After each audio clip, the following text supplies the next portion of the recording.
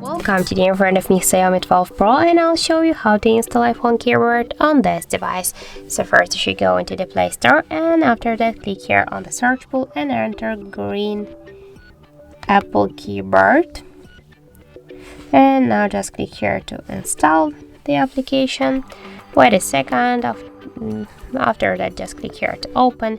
Tap enable in settings, and near the green Apple keyboard click on the switcher to turn it on. Click here OK, again OK.